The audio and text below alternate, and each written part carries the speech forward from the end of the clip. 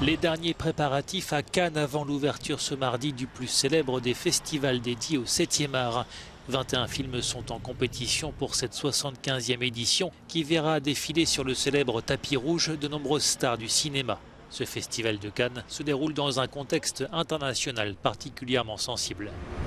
Le Festival de Cannes s'ouvre ce soir après 2 éditions marquées par la pandémie, alors même que la guerre en Ukraine fait rage en Europe. Cannes, c'est bien le glamour et le star system, mais c'est aussi des films venus du monde entier qui parlent de l'état de la planète et de ceux qui la peuplent. Cette année en compétition, des films venus de tous les continents, de Russie comme le Tchaïkovski Wife de Kirill Serebrennikov, longtemps assigné en résidence dans son pays et qui sera là cette année.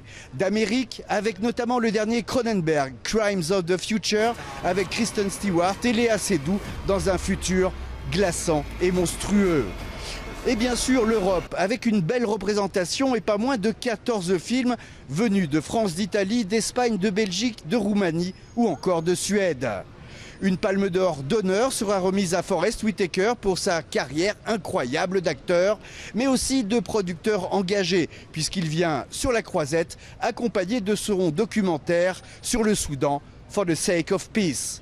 Un autre Américain d'un autre genre sera aussi à l'honneur, Tom Cruise pour Top Gun Maverick, qui sera sur le tapis rouge dès demain. Un rendez-vous attendu par des milliers de fans. Enfin, c'est Coupé, Final Cut du français Michel Hazanavicius qui ouvrira le bal ce soir. Le film est un hommage déjanté au film de zombies.